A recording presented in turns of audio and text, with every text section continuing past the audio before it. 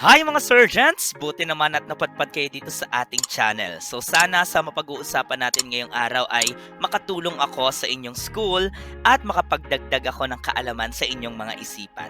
So without further ado, simulan na natin ang ating talakayan. Let's bring it on!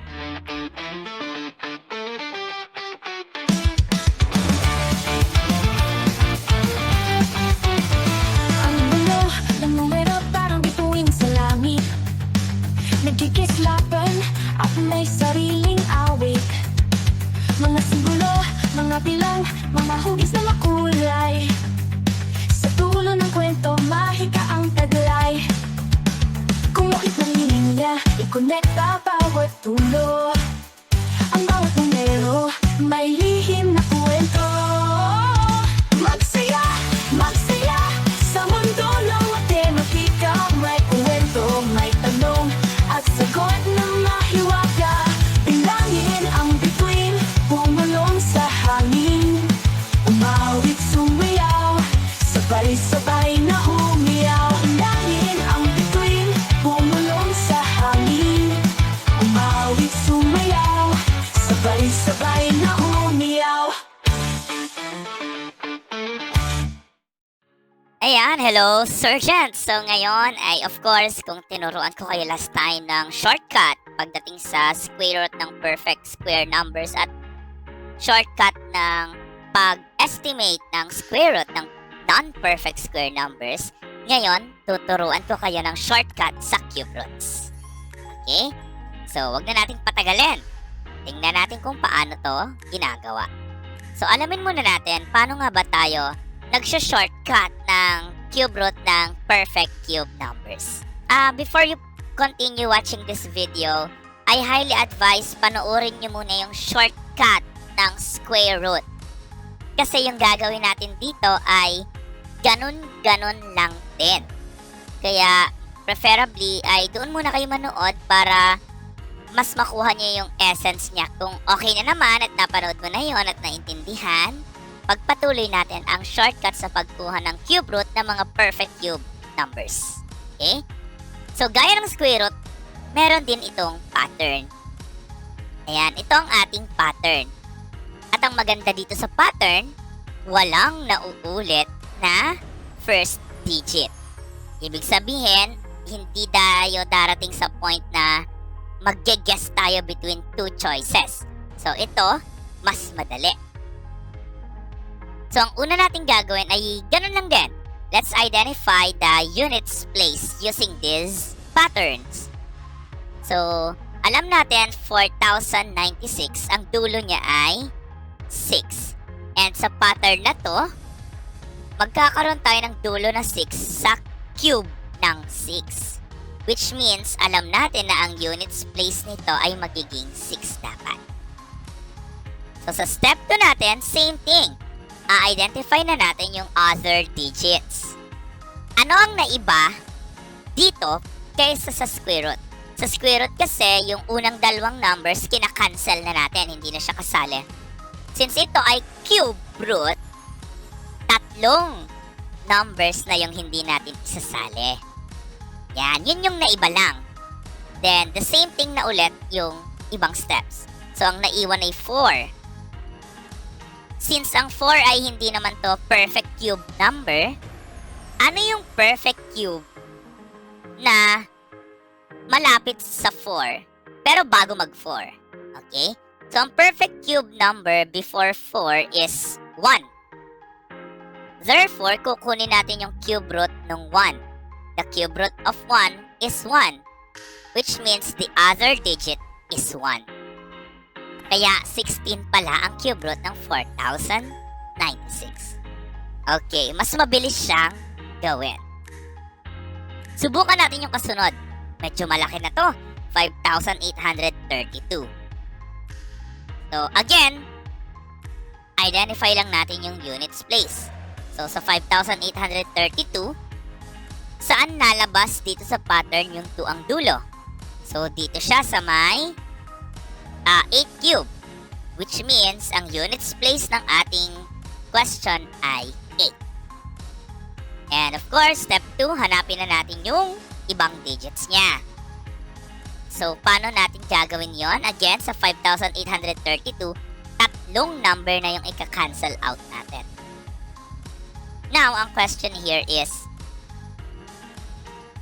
perfect cube ba yung 5? Hindi. Kaya kailangan nating hanapin yung perfect cube number before 5. And in this case, ang perfect cube number before 5 ay 1. Kung ano yung perfect cube number before the boxed number, kukunin natin yung cube root nun. Ang cube root ng 1 ay 1. Kaya, ang other digit pala natin ay 1. Ang 5,832 pala, ang cube root noon ay 18.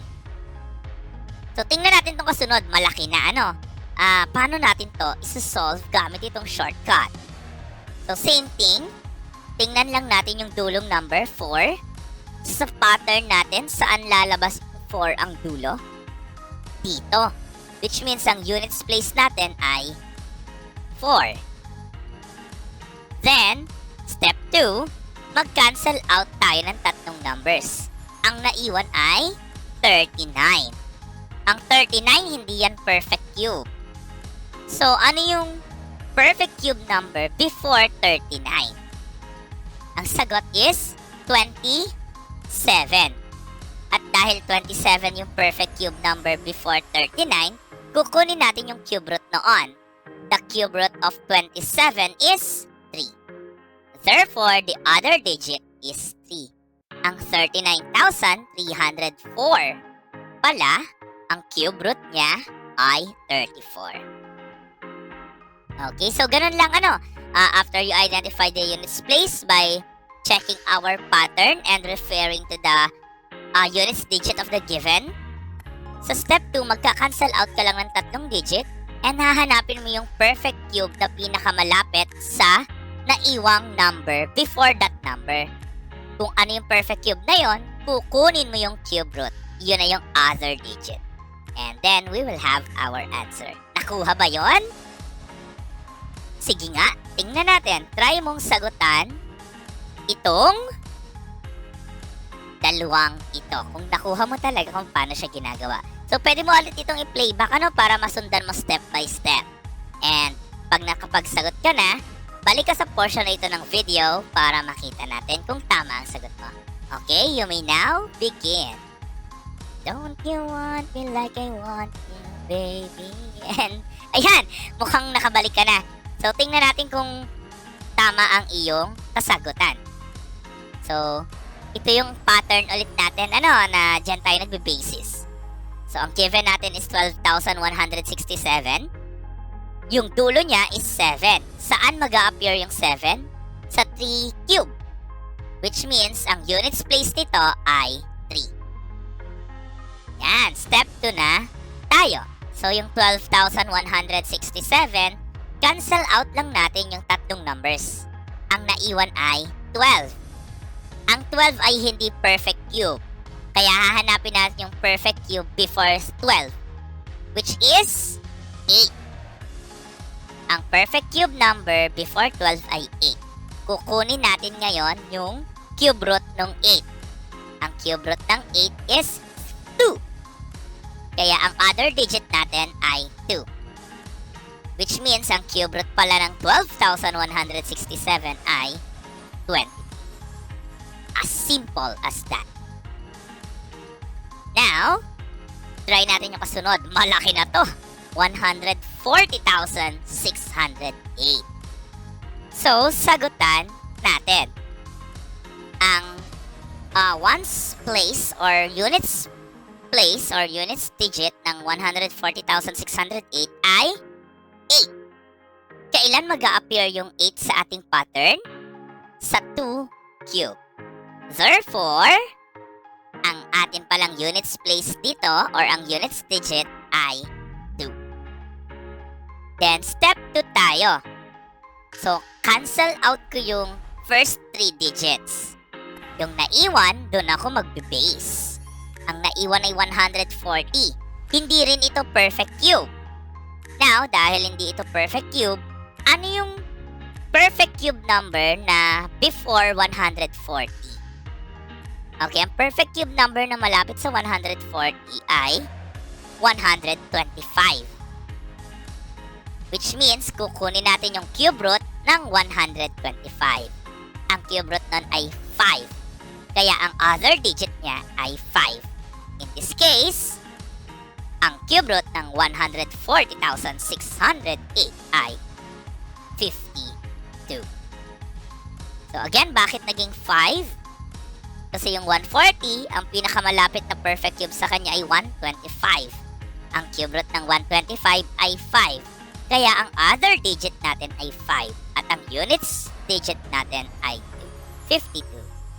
Okay, so mukhang nakuha mo naman. Ngayon, another shortcut pa rin tayo. Ito ay for estimation. What if hindi perfect cube? So again ha, reminder. Itong tinuro ko sa inyong shortcut sa pagkuha ng cube root ay gumagana lang sa perfect cube numbers. Kung hindi ka sure if perfect cube yung ating sinusolve, ay advice gamitin na lang natin yung guess and check method or yung ating prime factorization. So kung sure ka naman na ito ay perfect cube, halimbawa nasa direction or sinabi ng teacher, pwede mo itong gamitin para mas mabilis ka mag-solve. Ngayon, tuturuan ko naman kayo paano ang shortcut sa pag-estimate ng value kung hindi perfect cube ang ating given. So halimbawa itong mga to, hindi ito perfect cube. So sa ating video about cube roots, nalaman natin kung paano mag-estimate, pero medyo time-consuming yung process niya kasi ang daming ginagawa. So ito yung shortcut na pwede nating gawin. Although, warning itong shortcut na to is compared sa last video about estimating cube root, lesser accurate ito. But still, maganda pa rin malaman natin itong shortcut kasi very rare naman mangyari na magkakaiba yung sagot natin using yung last method na tinuro ko sa inyo sa previous video at itong method na shortcut na ituturo ko ngayon. Kung mangyari man siya ay ang difference lang is either 0.1 na madadagdag or mababawas. Cube root of 35. Paano natin gagamitin yung shortcut? So sa calculator kasi pag ginamit natin yan, ang lalabas ay 3.2710 and so on. Or 3.3 kasi round off naman sa nearest tens. And yung ating previous video, ang nakuha nating sagot doon is approximately equal to 3.3. So tingnan natin kung same yung makukuha using this shortcut. So una, same thing siya ng shortcut natin sa square root. Hanapin lang natin yung perfect cube before and after our given. So ang ating given ay cube root of 35. Before that, ang ating perfect cube ay yung 27. After that, ang perfect cube natin ay 64. And step 2, hanapin na natin yung whole number natin. So ito, medyo na iba na ang process dito compared sa shortcut ng square root ha. So ganito na siya. Given minus before. So 35 minus 27 is 8. Then after minus given. So parehas siyang imina-minus na sa given. Unlike yung sa square root kasi, parehas imina-minus sa lower boundary. Ito, parehas imina-minus sa ating given. So, 64 minus 35 is 29. Ngayon, if yung lower boundary ang involved na may mas mababang difference, ang gagawin natin ay addition. Pag yung higher or upper boundary ang involved na may mas mababang difference, ang gagawin natin ay subtraction. In this case, ang nakuha nating difference doon sa involved ang lower boundary ay 8. Ang difference naman sa involved ang upper boundary ay 29. Mas mababa yung 8. Kaya doon tayo sa addition part. Okay? Ano yung i-addition natin? Yung lower boundary number, pag-a-add tayo ng something. Ng decimal. Ano yung decimal na i-add ko dito? So, we follow this pattern. So, question mark over 3 times question mark squared. So, yung 3 ay automatic. Ano yung unang question mark? Ayan yung difference na ating napili. Yung 8 ang mas mababa, yun yung ating napili, yun yung 8. Ano yung pangalawang question mark? Yung ating whole number na napili. In this case, yung 3. Yan. Then, let's just solve this para malaman natin yung decimal. 3 squared is 9. 3 times 9 is 27. And 8 divided by 27 will give us 0.296 and so on. Or since 1 decimal place lang ang kailangan natin, rounded off 0.3. Which means ang i-add nating decimal ay 0.3. Then 3 plus 0.3 ay 3.3. So same yung nakuha natin. Tingnan naman natin ang cube root ng 80. So estimate natin ito sa 1 decimal place. So sa calculator, ang lalabas dyan ay 4.3088 or rounded off sa 1 decimal ay 4.3. Sa previous video natin, 4.3 din ang kanyang approximate value. Ngayon, tingnan natin kung same pa rin yung lalabas. Okay, so again, step 1 natin. So, yung before and after cube root of 80. Ano yung mga perfect cube na makukuha natin? Sa before is 64. And sa after is 125. Ngayon, pipili na tayo ng whole number. Paano ginagawa yun? Nagsusubtract lang tayo. Given minus lower boundary. So that is 80 minus 64, which is 16. And upper boundary minus given. 125 minus 80, that's 45. Kung yung involved ay lower boundary ang may mas mababang difference, we add. Kung yung ang involved ay higher boundary or upper boundary, ang gagawin natin ay subtract. So yung isa ay 16 ang difference. Itong isa ay 45. Doon tayo sa mas mababa, which means we need to add. Okay, so yung lower boundary natin na 64, yun ay equivalent sa 4. Then, add something. Ano yung i-add natin? Susundan lang natin tong pattern na ito. Yung question mark sa numerator, yan yung nakuha mong difference, which is 16. Yung question mark sa denominator, yan naman yung napili nating boundary na kinuha natin yung cube root. Yun yung 4 na ating i-compute. Okay, so let's solve this fraction para makuha natin yung decimal na idadagdag sa ating ine-estimate value. So 4 squared is 16. 3 times 16 is 48. Pwede tayo mag-cancellation ha kung gusto nyo. So, pwedeng mag-lowest term muna para mas mabilis nyong makompute yung quotient nito. 16 divided by 48 will give us 0.33333 or simply 0.3 kasi rounded off naman sa nearest tens. Which means, ang i-add nating decimal sa 4 ay 0.3. Kaya, ang value natin dito ay 4.3, which means cube root of 80 is approximately equal to 4.3. So, parehas pa rin naman ang ating nakukuha gamit ang shortcut na ito. Sagutan natin yung cube root of 100. So, sa calculator ay 4.6415 and so on ang makukuha natin or simply 4.6 kasi 1 decimal place lang ang ating nire-round off. Sa previous video, 4.6 din naman ang nakuha natin ditong approximate value. Okay, sagutan na natin. So, before 100, ang perfect cube ay 64. After 100, ang perfect cube ay 125. Then, para malaman natin yung whole number na gagamitin natin, subtract lamang natin yung given doon sa lower boundary. 100 minus 64 ay 36. And isubtract naman natin yung upper boundary sa given. 125 minus 100 is 25 ang sagot. So, pag yung involved ang lower boundary ang may mas mababang difference, addition ang gagawin. Pag yung upper boundary ang may mas mababang difference, subtraction ang gagawin. So, makikita natin ang difference ay 36 at 25. Mas mababa yung 25 kung saan involved yung upper boundary. Kaya ang gagawin natin ay subtraction. So, dito, magsusubtract tayo. Yung upper boundary ay cube root of 125, which is equivalent to 5. Kaya magsusubtract tayo ng something sa 5. Okay? So hindi yung 64 ang ating kinompute kasi nga mas mababa yung 25. Kaya yung upper boundary ang ating ginamit. Cube root of 125 by 5 and I will subtract something from that. Ano yung isusubtract natin? Okay, ganun lang din. Question mark over 3 times question mark squared. Yung unang question mark ay yung difference na ating napili.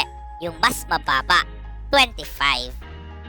Yung pangalawang question mark ay yung ating napiling whole number, which is 5. Then, let's solve. 5 squared is 25. And 3 times 25 is 75. When we divide 25 by 75, it will give us 0.333 or simply 0.3 kasi rounded off naman sa 1 decimal place. So, ang ima-minus pala natin sa 5 ay 0.3. So, 5 minus 0.3 is 4.7. Ayan! May lumabas na tayong medyo nagkaiba ang sagot sa previous nating method. So, ito ang sagot ay 4.7.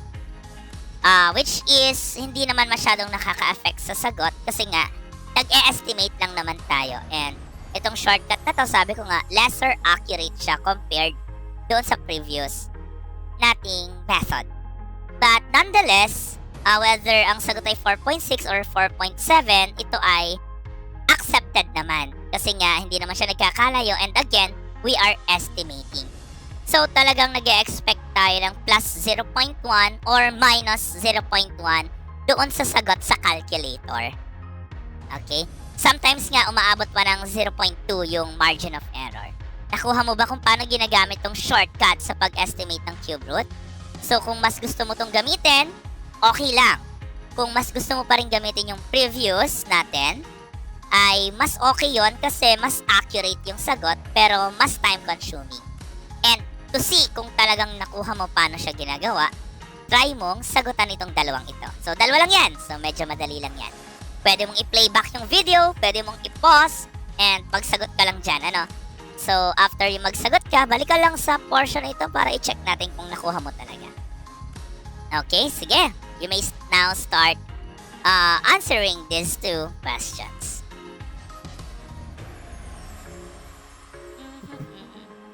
Okay, so ayan, mukhang nakabalik ka na. Tingnan natin kung tama ang sagot mo. So, cube root of 5. Sa calculator, ang nalabas dyan ay 1.7099 and so on. Irrational number. And rounded off sa nearest tens, that is 1.7. Sa previous video, ang naging sagot natin dito ay 1.7 din. Okay? Tingnan natin using our shortcut. So, cube root of 5. Ang perfect cube before that is 1. Ang perfect cube after that is 8. Now, let's subtract. 5 minus 1 is 4. And 8 minus 5 is 3. Pag mas mababa ang difference nung involve ang lower boundary, addition. Pag mas mababa ang difference nung involve ang upper boundary, subtraction. In this case, ang difference nung isa ay 4, etong kabila ay 3. Mas mababa yung involve ang upper boundary, which means ang gagamitin nating basis ay yung upper boundary and then we will subtract something. Cube root of 8. Ano ba ang cube root ng 8? 2. And subtract something. Ano yung something na yun? Decimal. Use this pattern. Question mark over 3 times question mark squared. Yung unang question mark sa numerator, yan yung difference natin na nakuha. 3. And yung question mark sa denominator, yung pangalawang yon, yan naman yung ating whole number na kailangang bawasan ng something. Ang whole number natin ay 2. Yan. Let's solve. 2 squared ay 4. 3 times 4 ay 12. And 3 divided by 12 will give us 0.25. And i-round off lang natin yun sa nearest tens, 0.3. Yun yung isusubtract natin sa 2. 2 minus 0.3 will give us 1.7. At parehas yung sagot. So, ganun lang. Now, let's check yung kasunod. So sa calculator, ang lumalabas sa cube root of 30 ay 3.1072 and so on. Rounded off sa nearest tens, that is 3.1. Sa previous video natin, approximately 3.1 din ang ating nakuhang sagot. Tingnan natin using our shortcut. So cube root of 30, ang perfect cube before 30 ay 27. Ang perfect cube after 30 ay 64. Ngayon, mag-subtract tayo. 30 minus 27, that is 3. And 64 minus 30, that is 34. Mas mababa yung involved ang lower boundary. Kasi 3 lang ang difference nun. Which means, we will add something doon sa cube root ng lower boundary. So, ang cube root ng 27 ay 3. We will add something sa 3. Okay. So, ano yung something na yon? Ito ulit ang ating pattern. Yung unang question mark is yung difference. So, yung violet, ayun ay 3. Yung pangalawang question mark, yun yung napili nating whole number. So, 3 plus something. So, yung 3 ang ating whole number doon. Yun yung pangalawang question mark. Let's solve this one. 3 squared ay 9. 3 times 9 is 27. And 3 divided by 27 is 0.1111 repeating. And rounded off sa isang decimal place ay 0.1. Which means, from 3, magpa-plus tayo ng 0.1.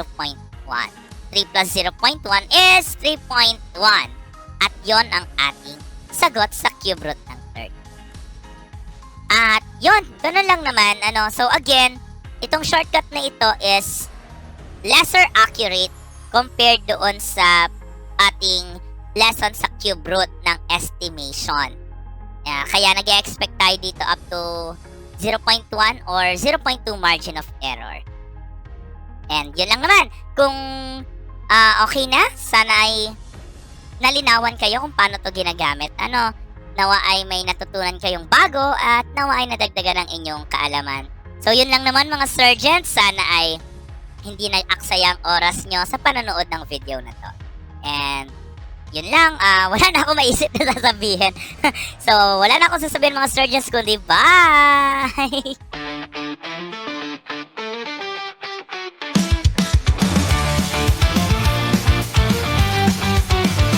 Ang mundo ng numero parang bituin sa langit. Nagkikislapan at may sariling awit. Mga simbolo, mga bilang, mga hugis na makulay. Sa dulo ng kwento, mahika ang taglay. Kumuit ng linya, ikonekta bawat dulo. Ang bawat numero, may lihim na kwento. Magsaya, magsaya, sa mundo ng matematika. May kwento, may tanong, at sagot na mahiwaga. Bilangin ang bituin, pumulong sa hangin. Umawit, sumayaw, sabay-sabay na umiyaw. At parang bahari sa may ulap na makulay. Nagtatawanan at may sariling buhay. Mga simbolo, mga bilang, mga hugis na makulay. Sa dulo ng kwento, mahika ang taglay. Kumuhit ng linya, ikonekta bawat dulo. Ang bawat numero, may lihim na kwento. Magsaya, magsaya, sa mundo ng matematika. May kwento, may tanong, at sagot na mahiwaga.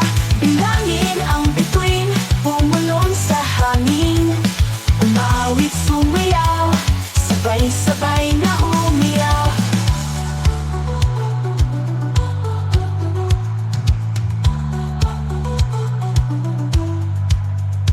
Parang bahaghari sa may ulap ng makulay. Nagtatawanan